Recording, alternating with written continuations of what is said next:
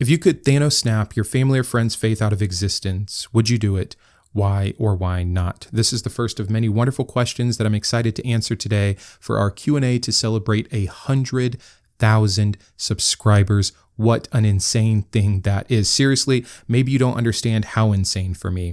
The only other YouTube experience I had was a small booktube channel, and it took me a full year, hundreds of videos, to reach 1,000 subscribers, and I was grateful then. But 2.5 years later, and 390 long-form videos, and here we are on this channel reaching 100,000, which is exciting to me because I believe in my message. And so of course I want them to reach as many people as possible. A lot of YouTubers I hear talk about, the numbers don't matter. No, of course they do. And I'm fine with that. And 100,000 subscribers is an indicator that we're doing something right here. And so again, I thank you to each and every single one of you that took that time to click subscribe. If you've enjoyed this channel at all and you haven't done that yet, would you consider doing it today? Turn on notifications, and thank you so much for being a part of this growing and amazing community. One other thing I did to kind of celebrate and say thank you, because many of you asked for it and I was never sure how I felt about it, was merch. I have officially launched, as you can see, some Mindshift merch. There's a few different t-shirt designs, many different colors. I also have a cap and a mug. There's many sayings from the channel that I will switch in and out, but we're starting with keep thinking or just some classic logo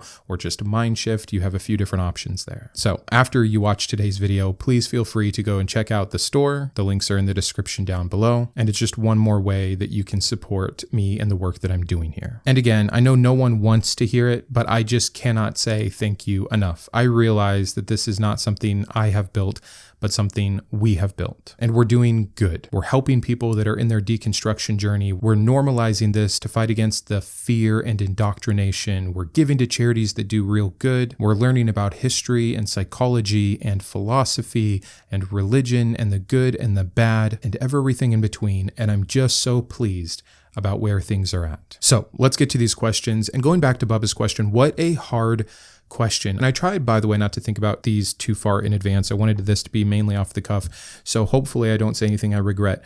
But here's my initial thoughts on this question. I don't want to rob anyone of their autonomy. When it comes to this particular topic, it's a journey. And I think that the value one gets of deconstructing and deconverting, going through the doubting and the questioning, all of those hard things, having to come to terms with reality, understanding meaning and morality for what they are, these kinds of things, they only work when you wrestle with it. It's great if people can be born without it, because again, I do think religion is harmful. But if you're already in it, getting out of it correctly, I think matters. And again, you asked just about my family and friends, not the state of the world or anything like that.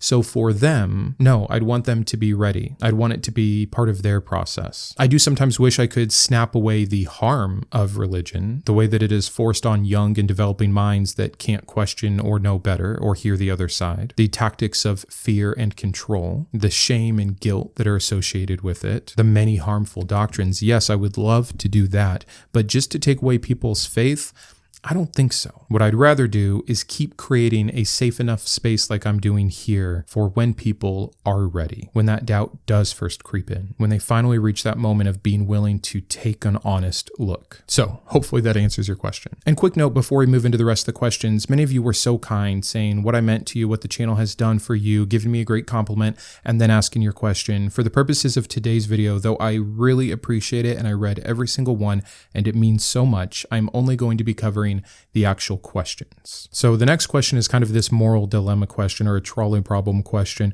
Would you rather kill one person you love or 100 strangers? If you have a definite answer, then would your answer change if you had to do the killing yourself while looking 100 victims in the eyes or even while looking your loved one in the eye? This is an impossible question. I would love to be the cold, rational hero and say that, of course, the numbers show that you would need to kill your family member. I have the upper brain awareness to say that those 100 people are sons and daughters and friends and fathers and mothers, etc. And also the understanding that just because someone is close to me doesn't make them inherently more valuable than a stranger. That stranger has their own life, their own people that depend on them, etc. I'm aware of all of the issues, but could I kill one of my children themselves just to be this rational hero?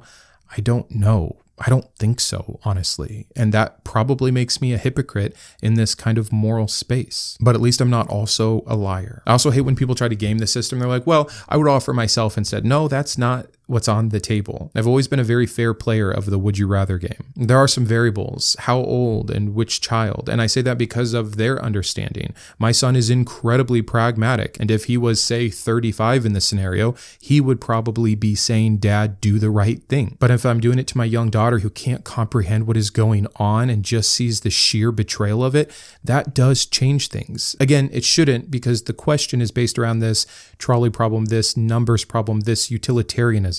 And that's great for thought experiments and for figuring out our moral positioning. But in a real world scenario, I don't know if any of us know what we would actually do. That's all I can say. That's the truth. What is your strongest argument for morality being subjective instead of objective? If all things have a best way to do them, then how can morality not? Well, I would start with the second part of this question. I don't believe all things have a best way to do them. Most of the things I've observed in my life, even that end up in a successful outcome, had multiple different paths. It's kind of another fun moral question of, is there anything truly perfect? Is there the perfect way to build a bridge? But then you're already in subjective territory. Let me show you how. Maybe you say, I want the bridge to be able to hold the most weight. Well, there's probably, even if we don't know what it is, a perfect formula for the strongest bridge. But what if the distance changes? Well, then the formula has to change, right? Or what if that's not the stated goal? What if it's also supposed to be the most aesthetically pleasing? Shoot, that introduces something totally new and also something additionally subjective. So if you're just thinking quickly, you might say, oh, there's probably a best way to build a bridge, but very quickly, we've already identified a few problems and you can extrapolate from there. So I would just first reject the idea that there's a best way to do everything or anything. And that would include, to me, morality. In terms of the best evidence for it being subjective, I think history is such a great teacher. If morality is objective, if it's really on the same level as 2 + 2 = 4, then why has it looked so different over time and place and culture? To me, it's so much clearly a skill that evolved along with us to make us good in society, in community, than it is some perfect code written on our heart, which is not everyone's understanding of objective morality, of course. But even so, if it is objective, where does it exist in reality? What can we point to and say, yes, here? I just haven't ever seen a good answer for that. It's always special pleading. Oh, well, it's religion, and it's this religion. Oh, well, it's in suffering, which is, again, I think probably the closest you can get non-religiously to trying to ground morality in anything, but that doesn't necessarily make it objective either. We can't even agree on the goal of morality. Is it better to avoid suffering or maximize happiness? And are those two things the same? I don't think they quite are. What if it's about protecting liberty or ensuring equality or pleasing a God on the off chance that they exist, right? Like there's just so many different ways to even begin the conversation that I think immediately make it not objective. This next question says, when you were a Christian, were you really arrogant in your faith? I'd like to think that I wasn't, but I think that having strong faith in general is kind of an arrogant stance to take. You're saying what I believe, what I am taking on faith is also true. If it's absolutely true, if there's evidence for it, you don't need faith. So I think there's a dilemma there in general for people that speak about their faith as if it is also fact. And I understand why they do, and I did as well. But from that perspective, I think it makes it obviously arrogant. In terms of how I acted it out, though, I would like to think that I always had something in the back of my head that was like, you still got to respect other people. I was really put off, actually, by certain kinds of Christians, which was probably an arrogant stance for me to even be taking. But I remember having a specific conversation with my best friend. We were in high school, and we kind of had made this decision. We came from a private school. We were going into this huge public school, like 800 people per class. So thousands of kids in this school. And of course, we considered most of them unbelievers. And it was going to be our job to be a good witness. But we were talking about what that looked like. And we wanted to just do it by example. We weren't hanging up flyers in the school. We weren't orchestrating the National Day of Prayer. I wasn't slipping tracts into anybody's locker. We just wanted to be cool Christians, to show that you could love Jesus and be normal, which again is probably an arrogant stance, but it seemed at the time like we were trying to fight against that in your face, you're going to go to hell kind of Christianity that we knew so well. So who really knows? but hopefully I had nuance even then. Do you really have an education from an Ivy League school with the highest IQ? I don't know if this person is genuinely asking or poking fun at what happened. So just to explain for those of you that didn't see the video,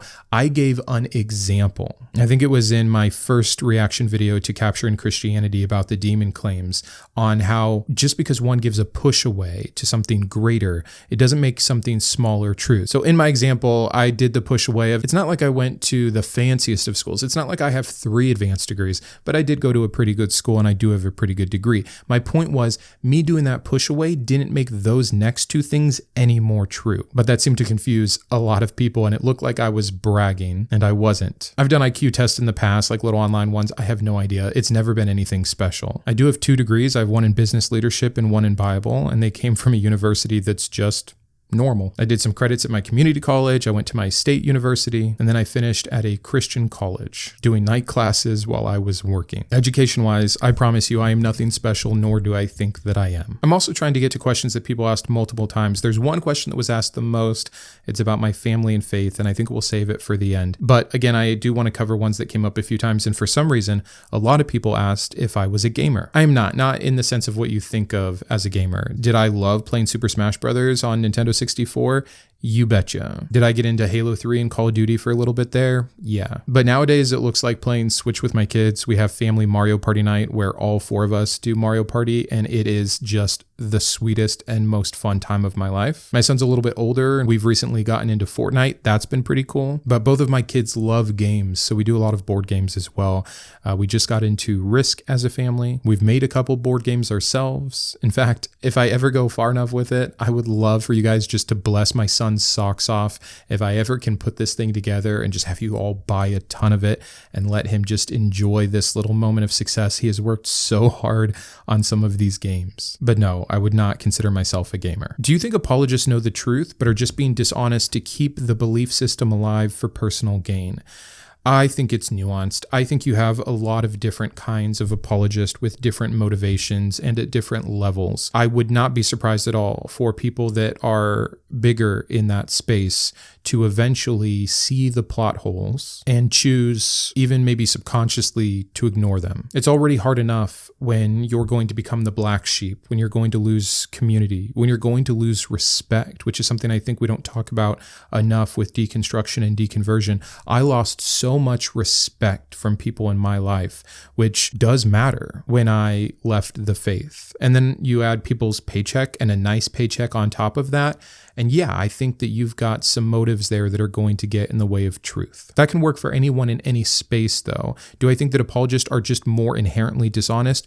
I don't. I just think their dishonesty looks additionally hypocritical considering their claims. Are there some people that really believe what they're preaching? Of course there are. And are there some people that are grifting? Of course there are. So kind of a mixed bag, not much of an answer, but I will say there seems to be this thing from people that weren't Christians themselves when they see apologists that they naturally assume there's no way these people can believe it. I see it in comments all the time. And you're wrong. We really did believe those things. I believed a lot of those things for decades of my life. So I just have the personal experience to know that you can be an adult with a fully developed brain that still actually believes these things, no matter how crazy it seems to an outsider. The one thing I'll say, though, when it comes to apologists specifically, is they are engaging with the arguments more than just your typical Christian. And I, too, find it hard to believe sometimes that they can hear something over and over and over again that to me just is crystal clear. Like, you cannot continue to claim X, and yet they do, even though they've heard the counterpoint to X 30,000 times. That is when I will say, yeah, you're probably being dishonest here, or at least have the higher likelihood to be. Another big grouping of questions is around me making atheist content when I'm in such a Christian community. So this one specifically is, how did people in your life take it when you started making atheist content?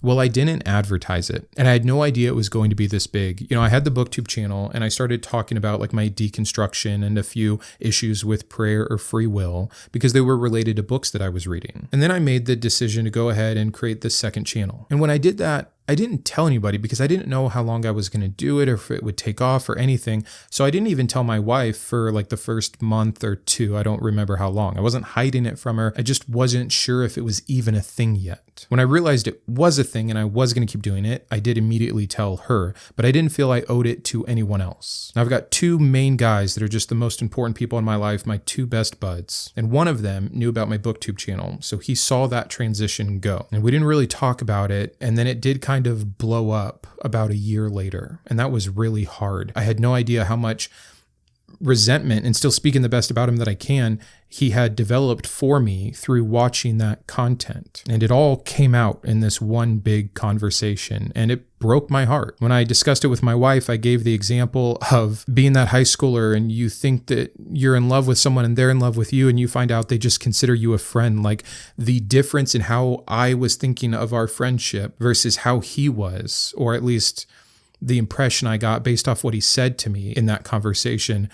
Oof, that hurt. That was one of the biggest personal experiences I've had with the channel interfering in my life. And lucky I told my wife when I did, because it was just that next week after I told her that someone in her Bible study said, "Hey, I think I saw your husband." And that would have been really bad if she heard it from them instead of before me. But other than that, it just hasn't really come up. I did choose to tell another friend whose wife is really close with my wife. And so that was weird and it's awkward. And then, I'll give one other example really quick. My daughter just did a soccer league, and one of the coaches, after I introduced myself to him and thanked him, he said, "You look so familiar. Have we met before?" And we're going through all the things about how we might know each other. And he says, "Well, I'm a pastor at such and such church." And as soon as he said that, I knew he had probably seen one of my videos and just wasn't putting it together. And by the next week, he wasn't quite as friendly with me, and we didn't talk for the rest of the season. So it's little things like that where I'm not ashamed or embarrassed. In fact, I just had this conversation with my wife. We went on a walk the other day, a really nice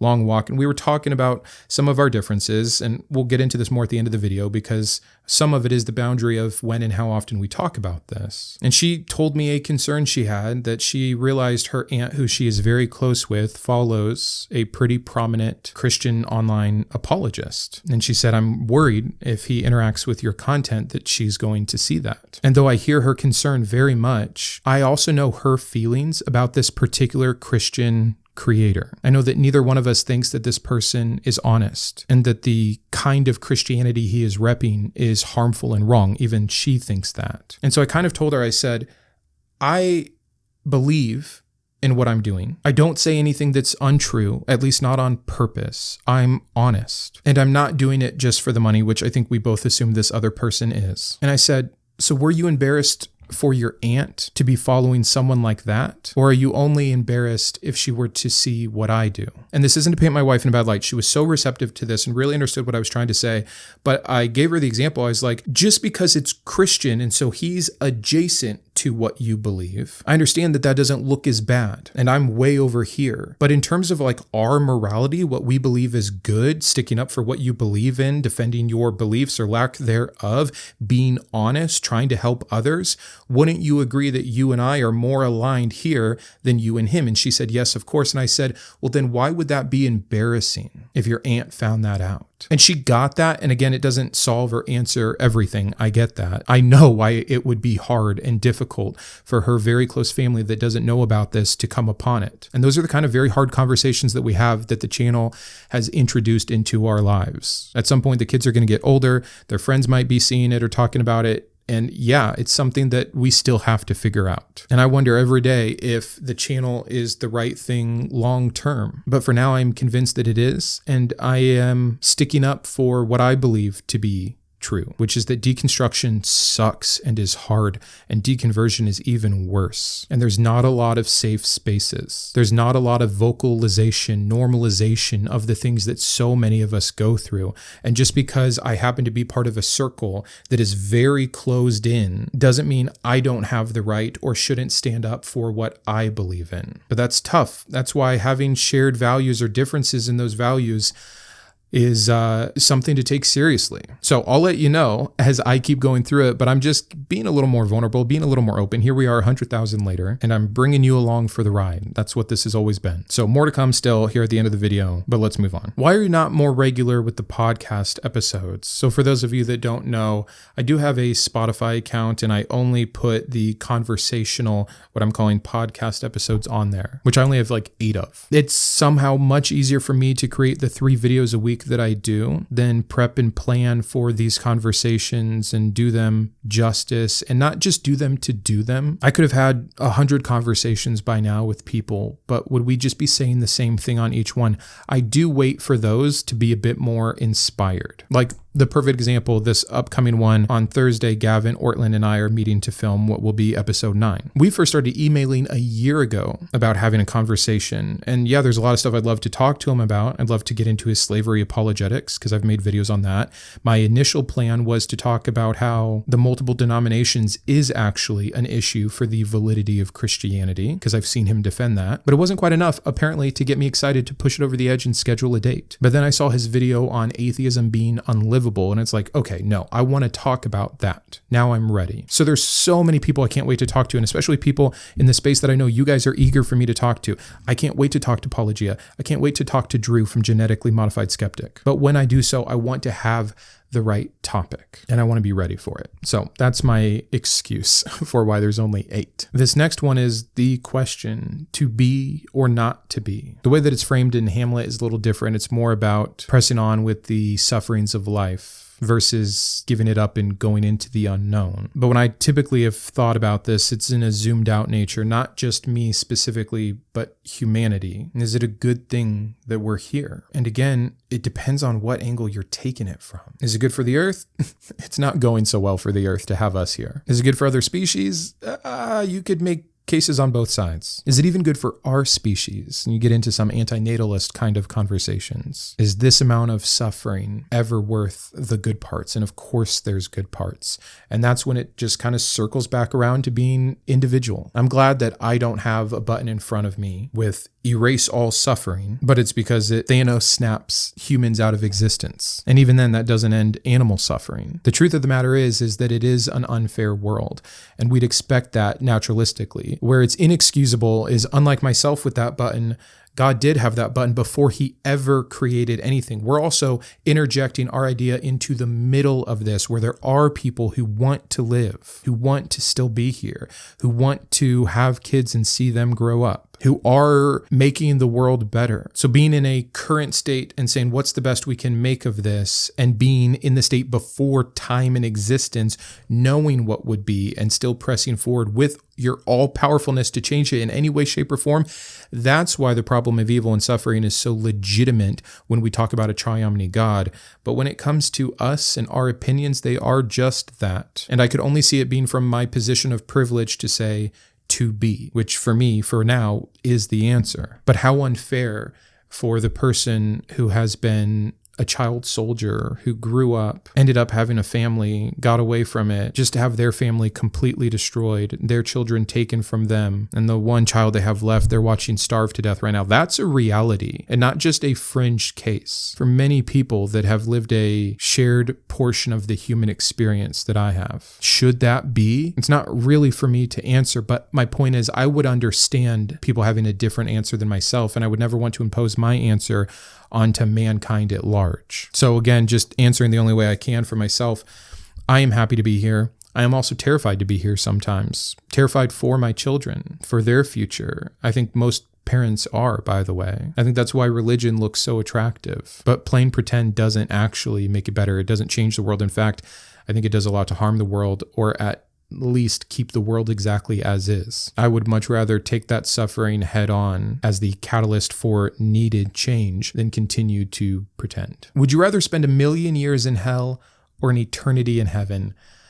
It's especially funny given that my number one video are my problems with heaven. And so a lot of people try to put this in my, and I'm not saying you're trying to put it in my face. It's a great would you rather. But I have seen Christians in the comment sections kind of try to do this gotcha when they allude to clearly heaven would be better than hell. Yeah, no, for sure. 100% I'm with you. I don't like the idea of eternity period. But if you're telling me there's an A-B choice between the version of hell that's been presented to most of us, this eternal conscious or even physical torment forever, or in this case, for 1,000,000 years, versus whatever our gripe with heaven could be, the removal of free will would be my biggest one. And not because I want agency in heaven, but because it kills the excuse for suffering here on earth. But that's a whole nother thing. So this question is really simple for me. I would take the eternity in heaven. Heaven still promises good things. I just think they're problematic. I think they haven't been well thought out. I think some of them defeat each other or the concept at large. I think that it shows the man-made nature of heaven. I think when you have to promise people their own mansion and streets of gold and crowns with certain jewels, you've lost the plot. I think that if we're going to say there's no tears, death, or sorrow or sin in heaven, but yet there's still free choice, you've lost the plot. But if you think that you're the hero that would say 1,000,000 years in hell, do me a favor and go put your finger on a hot stove for 3 seconds, which you won't be able to do, and then tell me you'll sign up for 1,000,000 years of 1,000,000 times worse than that over the promise of paradise. I don't see it. So I've got no problem just copying to heaven would be better. Doesn't make heaven good or logical or fair or anything else though. Would you be open to doing a live podcast where we could ask questions related to deconstructing? Yeah, I want to do this so bad. And it's one of the biggest letdowns I've had, I think, on the channel is I keep meaning to make this call-in show The Fence, where I can talk to people in that middle ground, in the in-between as I call it, and just listen or help, normalize, whatever. The main reason it hasn't happened yet, by the way, is just timing. I'd want to be able to be consistent every Wednesday night from this time to this time, but I'm kind of unwilling right now to take that away from my family. I could do it much later, but I don't know if a bunch of people are going to hop on with me at midnight. And I squeak these videos in whenever I can because I don't want to miss out on my time with my family. And I also have a normal job and other things that I'm interested in doing. So the weekly dedication to a call-in show, though I want it to happen so badly, I'm still figuring out the best way to go about it. How do you come up with new ideas for videos? Going back to why I didn't tell people initially when I first started making the second channel here, is because I thought I'd run out of ideas in like a month. I was like, hey, you know what? We'll do the channel. There's a few things I know I want to talk about. Who knows what'll happen after that? Maybe I'll get more ideas. Maybe it fizzles out. And then in the process of making it, you research this, you read that, you dive back into that book or that commentary. You get a comment from someone. They challenge you on this. It leads to the next thing, and on and on and on it goes. And you should see my notes on my phone right now. Endless ideas. Some I'm more excited about than others, and many that I never get to. But here, you know what? Let me open it up and I'll just kind of tell you. We'll go through a couple of these and let you know how I came about them. My most recent one says all about Baal, depending on how you want to pronounce it, but the god from the Canaanite pantheon. This was just from a comment. And I said, that's a good idea. I'll make a video about it. And now it's in my notes. So that's how a ton of them happened too. Same thing with the one before it. Break free from the self-hate of Christianity. That was also a request. So there it is. My first time up a mountain, an experience with a god that didn't exist. That's another note. That one came to me when I just made a reply to someone who commented on my Abraham and Isaac video. And it got me thinking how so many biblical figures went up high to seek God, and how I took that example and got into solo hiking, wilderness backpacking, out for a week at a time on my own, seeking God, and how I really thought something was happening with that. And so it's a good angle, I think, to talk about the pseudo experience of personal relationship with the deity. Do a couple more here. Make my own armor of God metaphor. I can't wait for this video. When I was preparing my verses for my God vs. Satan video, and in the New Testament, there's quite the verse when it's talking about the armor of God, you need it to protect you from the devil. And I thought about the armor of God. I've been wanting to make a video on the armor of God in general because it's just a ridiculous concept. But then I had also just finished making a Thursday video going through some skills on critical thinking. And I thought, how cool if we make our own analogy of the armor for critical thought, or whatever I'll end up calling it. You'll see what it turns into. But there's a video, and there's how we got there. I'll do one more here. God's terrible land management plan. Why put his chosen people where already occupied? I can't remember exactly what caused that, but I think it's a good idea. And I'm sure it's when I was reading through some arguments on the apologetics of genocide. God had this ultimate end goal he had to do. You know, that's the phrase that always makes sense with an omnipotent God. So someday, maybe the ideas will dry up. But until then, and I don't see that happening anytime soon, Hopefully I'll see you on the next one of these at 200,000 subscribers. What is your favorite place you've been to? Could be a trail, could be a hiking path, could be a beach. And how important of a role do you think having those other hobbies and passions helped you through losing the community and emotional subsidies that religion has provided? So kind of a multi-part question there. I have a lot of favorite places. Again, I have been on a lot of hikes, at least here in the US, a lot of time outdoors. In fact, here in about 2 weeks, I'll be gone for a number of days up in Idaho in the Sawtooth Mountains, and I cannot wait. My favorite place, it's so hard. Many of them mean different things to me for different reasons. When I was doing my ultra running, which many of you, especially looking at my current condition, might not know that I had done, and I blame the channel, by the way. The weight I've put on, I just don't have the time to do this and the extreme endurance sports that I was doing. I was doing gravel racing on my bike and ultra running, but it took an insane amount of time, and then my kids started getting bigger, the bedtimes got later, I couldn't go out and train. I started making 3 videos a week. We're a bit more sedentary these days. Work is also picked up and has become more stressful, but I've actually been losing some weight and I'm excited to get back into training. So if I go down to 2 videos a week, you'll know why. But my first attempt at a 100-miler was in Zion, which is also where like my 3rd solo hike was. And I did the West Rim Trail and Angel's Landing in the Narrows. And for the Narrows, if you've never seen pictures of it, here's a picture of me in the Narrows. It was so cool. I saved that for the Monday part of my trip and I caught the first shuttle. I think they were either 6 or 7 a.m. I made sure I was the first one off the shuttle. I sprinted the mile down to the river, and then I effectively had the Narrows all to myself, which is an experience most people don't get to do. So there's no people in the pictures I took of the Narrows. That was a really unique experience. The Rockies are a huge part of my heart. I did the Lost Coast Trail for one of my hikes, which is 25 gorgeous miles of Northern California beach. That was an absolutely wild time. South Dakota, I think, is super underrated. The Badlands are cool for sure, but Custer State Park is actually one of the most beautiful places I've been. But I'll shut up now. Yes, I have a ton of hobbies, whether it was the endurance sports or hiking or writing or photography. I do think they're important and I do think they help. One of the other major sets of questions I got is, well, what about community post-faith? What should we atheists be doing? And I think there's an answer that needs to be better developed there. But in the meantime, atheists don't have to do anything. You can just still have community. Join your local run club. Find a group of guys to go biking with. Go take a hike. Join a book club. Find people that enjoy doing what you do, and then who cares what they believe? Do those things together with them. That, I think, is actually the strongest answer. We need to stop looking at community in terms of religious community and atheist community. Community is community, and a lot of people do get it met in religious community, but there's so many other versions that don't have anything to do with God belief or non-God belief. So I'm leaning more into that lately when I give that kind of advice. How do you feel about Christian testimonies now that you're a non-believer? How do you explain them away?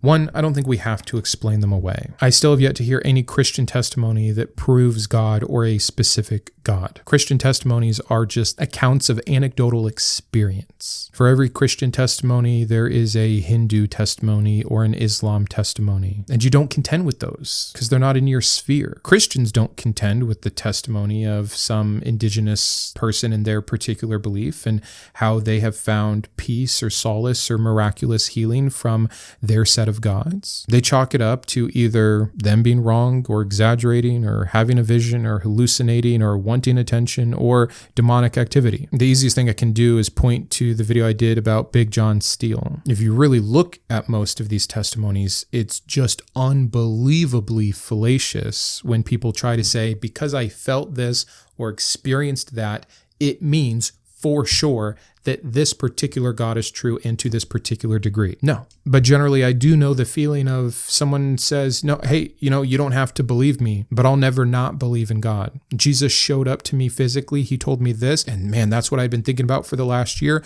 Or he sent me this person who said Jesus said this, and there's no way they could have known that. And yeah, it can feel like you need to have an answer for why that's not true or not the case. Otherwise, you have to accept it. No, it's a false dichotomy. And here's how you can know. This is maybe the easiest way to conceptualize this if this is a problem for you. Imagine all 8 billion people on Earth telling you their personal #1 story about how they know whatever they believe in is true. Whatever it is. Magic, ghost, their particular God, the afterlife, whatever. If the idea is that we have to believe them if we cannot disprove them, then believe them all. Go ahead. Believe all 8 billion. Do you have a coherent belief system now? Or do you have billions, literally, of mutually exclusive claims, things that cannot coexist with each other? The problem comes when you start cherry picking. Well, man, everybody around me keeps telling me about their experience with Jesus. Therefore, Jesus must be true because I have no way of disproving that. Zoom out. What advice can you give someone who is heartbroken over realizing God is not real? This has been me for the past 18 months. I empathize. Man, I get that. It's not so much, by the way, finding out that God isn't real, I don't think. I think it's finding out that the God you thought existed doesn't. They're related, but they're not exactly the same thing. What is it that you just lost that was important to you? What is making you feel heartbroken? Was it that there was someone who truly knew you? That might be it. Was that there's someone that was looking out for you every step of the way? Maybe that's it. Was it the idea of an afterlife or getting to see your loved ones who have passed away again? You're not mourning God. You're mourning a specific thing or things that belief in God afforded you. And I'm not trying to sound callous about it at all because, again, I know firsthand how much it sucks. But when you reframe it a little bit, then you can start to solve for it. Let's just pick one of those. If you mourn the fact you're not going to see the people you loved again, you lost that with the death of God. Can you be more intentional about enjoying the time you have? Will that work as a catalyst to call your grandma that you haven't been catching up with? How will it change how you raise your children to think about death? What good can you turn this into? How much more present can you be? I'm not saying it's going to erase all of that pain, but you can do something useful with it. I do promise you that time helps, reframing helps, and then taking action helps. What is your favorite or preferred depiction of Jesus? At first I thought this was saying like, what piece of art do you like? And that,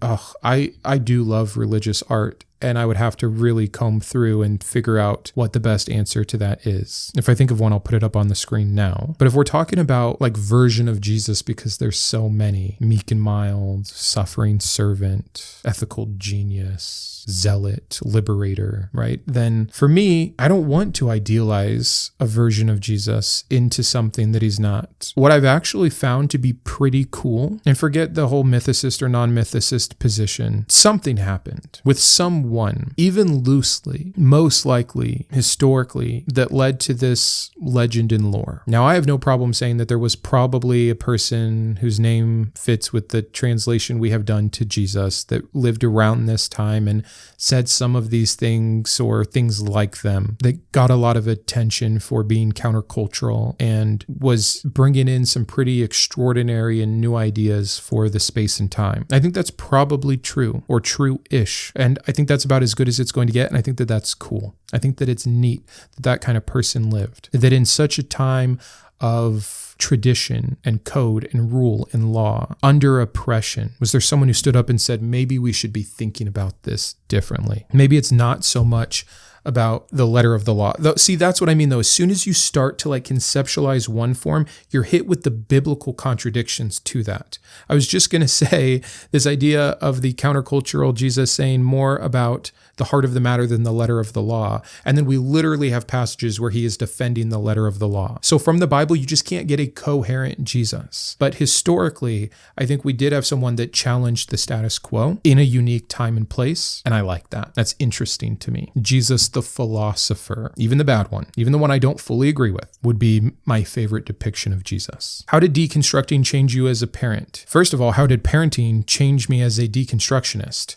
That's the first thing. I dove so much deeper than I ever had before. I faced the things I had not wanted to face because I became a parent. I do not know if I could have deconverted or would have at that time or so soon or so quickly if not for the catalyst of my son. And then I know 1,000% I'm a better parent outside of the faith than I would have been in the faith. I have tools I didn't have that I didn't know I needed. And again, we can unpack that in another time, but that's the short answer. Which is your favorite book of the Bible and why? It's such a hard question because I think it matters what the goal is. Is it which one has my favorite quote? Is it which one is the most philosophical? And I like that. Is it which one disproves the validity of the Bible the most? Is it which one has the most unique content? Like it is hard. Previously, I've always said Ecclesiastes. I think especially the part that we can attribute to its original authorship instead of what is clearly an add-on at the end, is the most honest. I had a great conversation with Joe Foley, who's, by the way, his channel has just exploded. You can see our discussion on Ecclesiastes here, and you'll see why I enjoy speaking and thinking about it so much. I think the book of Job is clearly one of the most problematic, but the funny thing about that book is it's one of the ones praised by Christians the most, as if it answers the biggest issue, the problem of suffering, when all it does is actually display it to the highest degree. So I think Job is really interesting for that. Also, when I was a Christian, it was sickly my favorite as well. So I also understand how Christians can think that way about it. I think Psalms and Proverbs are totally overrated, by the way. You can see that here in terms of wisdom literature. Genesis is fascinating to me if we look at it allegorically, and the understanding of a beginning of a history from an oral tradition for a certain people in time and place. That's cool. So I don't know. It's hard. I'll probably just say Ecclesiastes for now, though. Also, Ezekiel is a wild ride. I don't know. I've been appreciating that more lately. How do you establish a successful YouTube channel? You know, I get these questions more and more as I continue to reach new milestones, and I don't have any answers for you. I try to get better at my craft. Again, I think that numbers are important. I don't want a dying or stagnant YouTube channel. I don't want 15 people to hear what I have to say and put time and energy into. But I'm also not the guy to tell you how to crack the algorithm. I think anyone that is lying to you, or they already have success and they're trying to capitalize off of it. There's definitely things you can do that are wiser than other things. But for me, I've really tried to be consistent. That's been the thing. I'm going to put out 3 videos a week. I'm going to put out what I want to talk about. A better question is, how do you not burn out? Because I think it is not only a consistency game, but a time game. And I think a lot of people might be consistent for a while and then they burn out. I haven't burned out because I'm talking about what I want to talk about. These are the things I'm interested in, and you might see the channel change. In fact, it has changed a lot. The Thinking Thursdays are good evidence of that. They're not the most popular video, but I love making them. And until I don't love making them, I'm going to keep making them. And because I love making them and I keep making them and I'm consistent in doing it, they're going to continue to find the people that like them, and they're going to continue to grow, which they have. I think you have to be honest. I think you have to be sincere. I think you have to be who you are. I could do a ton of editing tricks. I could do all these choppy things and flashes and sound effects. I could be lighter. I could make more jokes. I could be cruder. I could do more gotchas and owning the dumb Christians. But that's just not me. It's not the kind of channel I want to have. Be you. Do something you care about. Be consistent with it. Be open to feedback, but be your own person. That's all I've got for you. I don't know, though. I'm just wondering how you deal with the anger of all you've lost or missed out on due to this religion. Not an angry atheist, but the anger, often mixed with other feelings, does sneak up on me at times. Of course it does. Here's how. We all grow up in some capacity. We all realize things were robbed of us, our time, our intelligence, our opportunity from tons of different circumstances. Maybe narcissistic parents, maybe false religions, maybe things that are way beyond our control, like our household income, the friends that we meet, the schools that we went to. And some of those are better excuses than others to be angry. But ultimately, my understanding of determinism has given me so much grace and empathy that I don't think I'd otherwise have. I don't blame my mom for what she taught us, because I understand she really believed it, and I understand why she believed it. If I was going to blame her, I'd have to first blame her dad for creating the conditions in her life where a tract on a bus at 16 looked so attractive to her, where Jesus was an escape that she didn't have before. And then if I was going to blame him for that, I would need to blame his parents for raising him up in a way where he thought it was okay to treat a child like that. But then I'd have to blame the cultural time and place that made it allowable for that generation to treat their kids like that. And then I'd have to, and it just goes on and on. And so it's actually a really myopic view to just say, well, my mom did this, or my dad did this, or my neighbor said this, or my school teacher said that. And I'm not saying we don't hold people accountable for their harm. Like, I have boundaries with what my mother can say to my children to reduce that harm, to eliminate it. Actually, it's a zero tolerance thing, but I don't need to go past that. I don't need to just be resentful and angry all the time. It's not heartless. It's not apathetic. It is facing reality. There's nothing wrong with anger, by the way. Be angry for a minute. Don't be angry for a lifetime, though. I was definitely robbed of health that I've had to reclaim. I was robbed of the ability, not that I would change it now, but this is also just my positioning of being equally yoked with someone and not having to deal with these issues in raising children together. I was robbed of what my skills were that weren't poured into, because the most important thing was pleasing God, suffering for him. I was robbed of a career that probably better suits me than the one I have now that was just a byproduct of making money to stay alive until the rapture came or whatever bullshit was going on in my young brain when I was making decisions about college. I have plenty of reasons to be angry that I believed nonsense for 3 decades of my life. And I am angry that happened. But I'm not resentful, and I'm not harboring that anger, and I'm not turning it on anyone. Point is, be angry if you want. You're entitled to it. Let it serve you. And when it doesn't, you've got to forgive. You've got to at least understand and move on. That's my personal opinion. That's what's worked for me. And there's a ton of nuance that needs to be drawn out about what forgiveness means. Does it mean acceptance? Does it mean permission? Does it mean not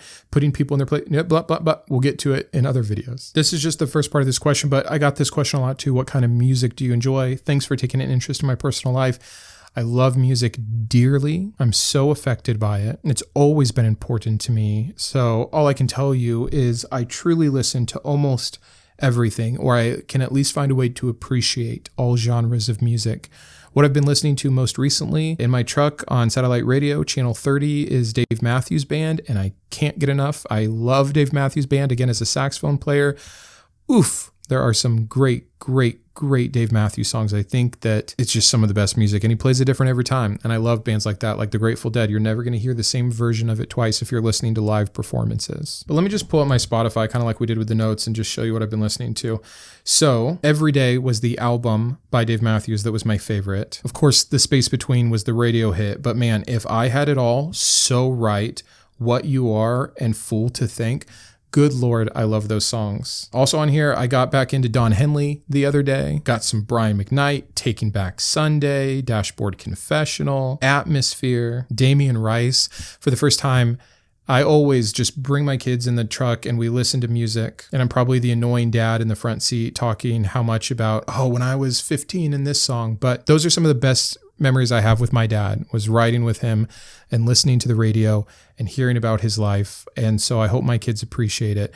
But Damien Rice, the O album, where I truly love like every single song, especially I Remember. That was fun to listen to the other day for the first time with the kids. Greta Van Fleet is another one on here. It also depends what I'm doing. Like I have my run list, I have my riding list, all these different things for these different times. 21 Pilots, Chili Peppers, Killswitch Engage, The Rocket Summer. I just found Mother Falcon. What a cool band. Everyone should go listen to Marigold and Dirty Summer. Love me some M83, Say Anything, Blue October. Yes, I listen to Eminem, some Ataris, Placebo, The Killers, Taylor Swift. We got no problem. Me and my daughter rock out to Taylor Swift. I love it. But see, like a lot of that was just from my run list. If I go to my hiking list or my campfire list, we're going to get totally different things. Let me do a couple for you here. Some Neil Young, some Johnny Cash, some Noah Gunderson, one of my favorites. The Horrible Crows, Dwight Buffalo, Ben Howard, Rhett Walker, The Night Sweats, Tyler Childers, Colter Wall, Sleeping on the Blacktop. What a good song. What do you anticipate will be the state of American Christianity 100 years from now? What's the end game of all of our collected efforts in the deconstruction space? So this is by H.G. Roberts. He's a great channel, by the way. Great quality, great content. Check him out. But yeah, I don't know. I could see America going one of two ways. I mean, it could keep going in the direction it is, where Christian nationalism is on the rise and there is more forced indoctrination, less potential to freely speak about these things. And it could just, on the extreme kind of turn into a Handmaid's Tale thing. Could be somewhere in between, of course, doesn't have to be that extreme. But it could help religion hold on. Kind of the more extreme version of anything is what comes out in its death throes. And that's what I see happening. Also, some of these studies on Gen Z and younger men specifically being more religious are interesting and a bit alarming. But there's a lot of data, on the other hand, that you still can't get away from. How many people are leaving churches? How many people are identifying as nuns? Not like a Catholic nun, like nun as in not believing in anything, or atheist or agnostic. And so I think we're at kind of this weird precipice, and it could go either way. I really see that. We could start becoming a more secular nation, going in the way of Europe and some of the Scandinavian countries. That could host its own problems. We'll see. Maybe they'll get some of that figured out ahead and we'll have a better path forward. Honestly, it's a lot of the problems that we're seeing like in the UK that give Christians the ammo about why we need to lock down Christianity here. And it's so ingrained with politics, it's hard to tell what will happen politically in the next 4 years, let alone the next 100.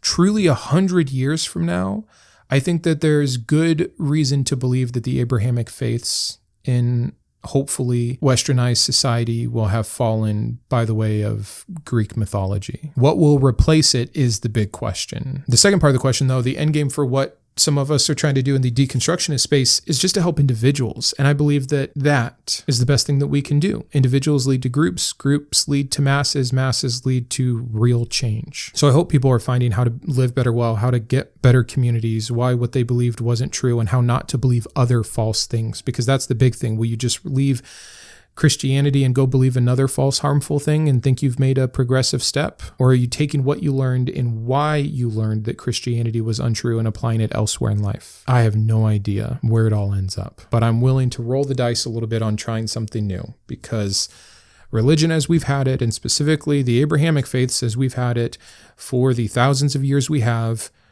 can we just move on? So my parents are heavily fundamentalist MAGA. They're getting up in age and my dad is fighting cancer. Neither are long for this world. I haven't told them that I've deconverted and it's really eating at me. I don't like lying to them and I want to be my honest self. If I told them, then they'd be seriously upset and they wouldn't see me with them in heaven and would ruin their peace as they pass. How should I handle this? I'm pretty torn. Yeah, it's a great question that I get all the time, especially because I'm so vocal about my deconversion and helping others who are deconstructing and deconverting. It's situational. And I fully agree that recognizing the nuance for itself is important. Aging parents who, I don't believe that you can't teach an old dog new tricks, but I think there's some validity in that. What is the good? What is the benefit that can come? It depends. Do you need to be seen by your parents for who you truly are? If so, then choosing to protect their false belief at the expense of your self-actualization might not be the right answer. Do you feel you've never been able to have an authentic relationship with them because you've had to wear this mask of Christianity? If so, is it better to have an authentic relationship with them, even if just briefly before they pass, even with other additional harms? Then there's that to consider. Or do you feel that, generally speaking, you do get to be yourself and you do have a pretty authentic relationship with them? This is just one small part of it that is unnecessary. Then that's great too. I think only you can answer those things for yourself. I get questions from people all the time who are in mixed relationships like I am, but they haven't come out to their partner. Well, if it doesn't affect your relationship and it would only negatively affect it, then who am I to tell you you need to tell them? For me, I couldn't be honest. That's what it felt like. I wasn't being honest with my wife, continuing to go to church with her when I was feeling the way that I was without discussing it. I didn't think we could have a good relationship. It was worth the potential harm and fallout of maybe even a worse relationship, because you can't control how other people are going to react. But maybe that's something to understand too. If you can't control how someone else will react, and all you can control and all you're responsible for is how you act, then maybe lean that way too. It's an interesting philosophical question, truly, about what we owe other people. And I think that a lot of variables go into that. What you owe your children is very different than what you owe your spouse, and what you owe your spouse is very different than what you owe your in-laws, and what you owe your in-laws is very different than what you owe your neighbor, and for different reasons at different times and about different topics. So again, I would love to just have an answer. Everyone should do this all the time, but I don't believe that. And I believe only you know your situation the best. So hopefully that at least has given you some things to think about. This next one's very kind, as many of these are, and the ones that I'm skipping through, I feel terrible because some of you are such active people on the channel and you've been so supportive. You're there on every video. You leave multiple comments, and I wish I could get to them all, so please forgive me. But this one says, given the length and frequency of your videos and the fact you have a job and a family, also have you mastered human cloning, and are there in fact 3 of you? How kind. One thing I think I've always been good at is time management. It might be to my own detriment. Would I have a bigger channel with more views per video if I did one really solid video a week? I think so. But I like my 3 different videos. I like the topic heavy Sunday ones. I like doing reaction videos because I think they help people learn about the religion in a different way.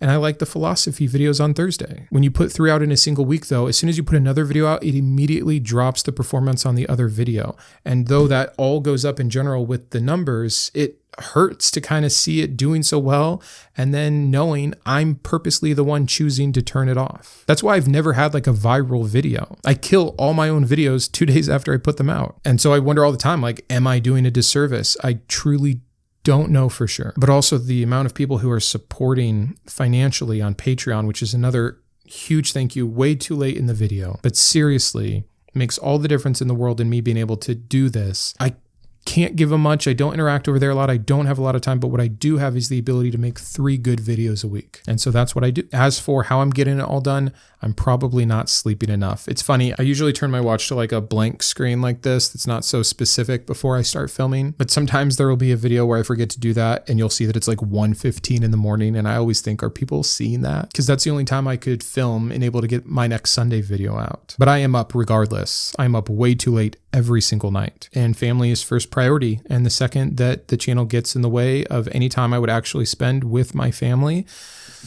oof, you'll see less videos. So for now, the balance is working, and I'm surprised it's worked this long. 2.5 years later, we still are averaging 3 videos a week, sometimes more. We did 4 last week. The burnout hasn't happened. Every once in a while it happens, but it only lasts like a day or 2. And then I'm amped and ready to make the next video. When that changes, I'll let you know. What is your daughter's current favorite book and activity to do as a family or independently? And same for your son. I do love getting to talk about my kids, and I purposely don't. Nothing would make me happier than showing you guys photos and videos of my beautiful, amazing, kind, sweet wife and our unbelievably awesome kids.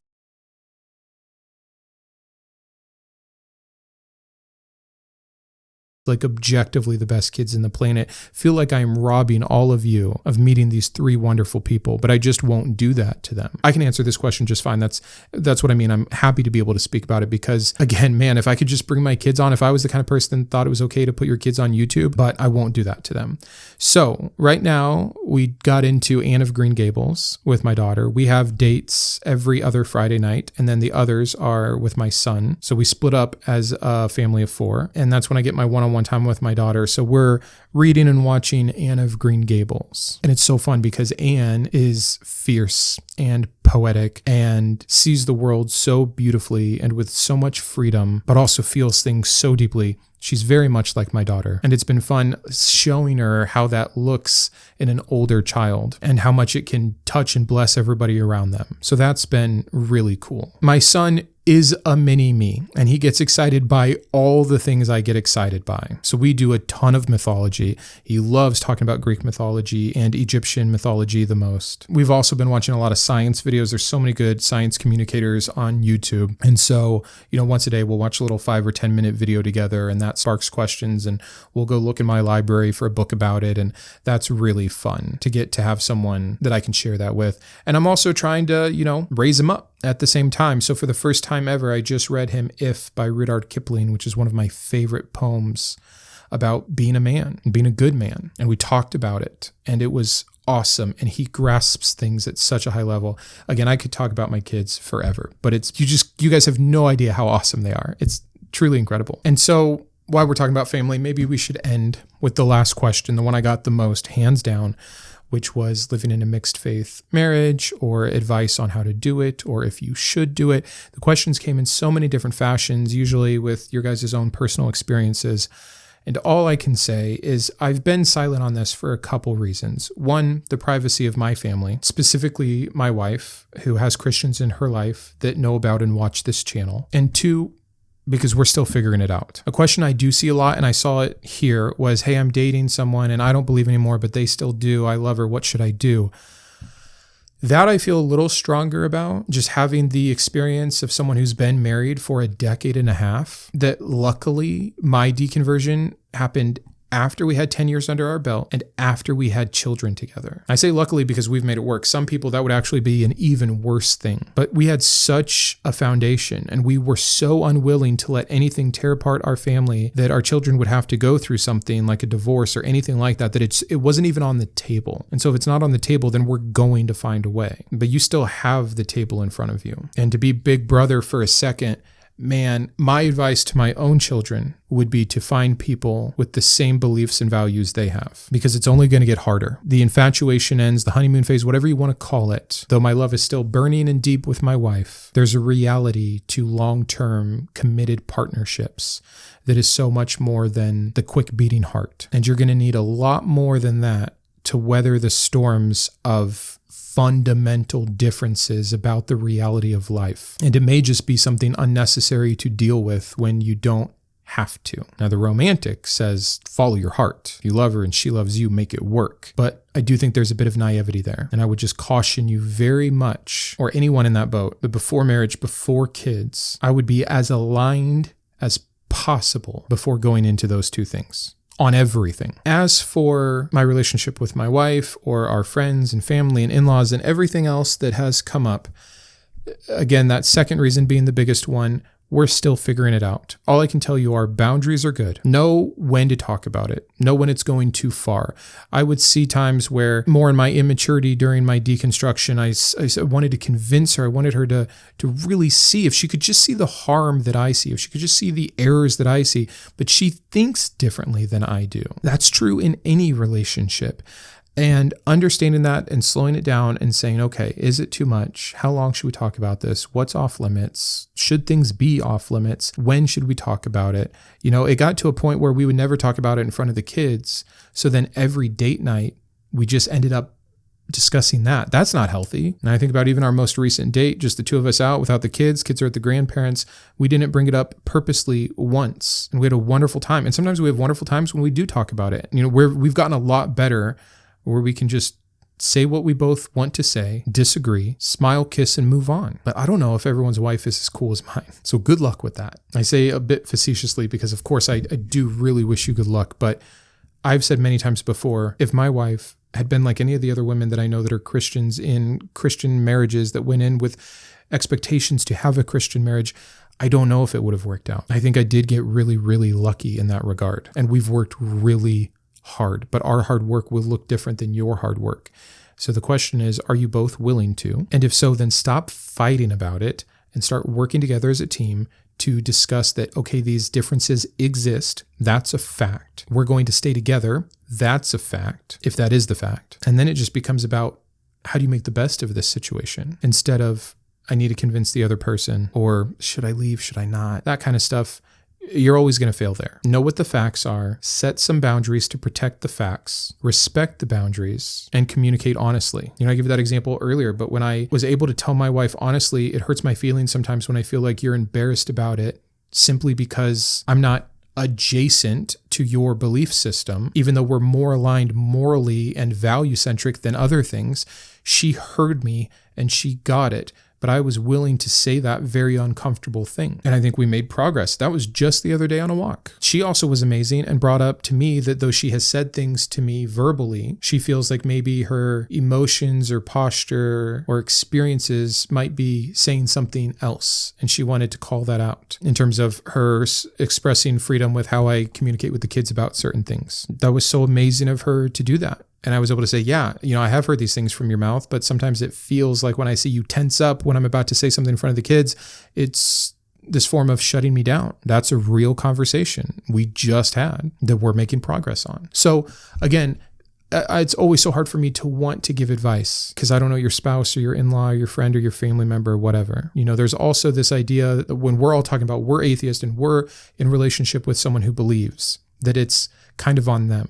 How are they going to react? How are they going to accept? How are you reacting? How are you accepting? Because for as right as you think you are, they do. As moral as you think you have the upper hand, so do they. And so if you are the one who can't shut up, can't stop arguing, can't stop wanting to change their mind, why would you expect that they would? We're actually the ones I think that have the higher responsibility because for those of us that were religious and deconverted, we know what it's like to be on that side. They don't know what it's like to be on this side. And so we're the ones that can build the better bridges. We're the ones that can show the empathy first. That's what I think. So that's my short answer.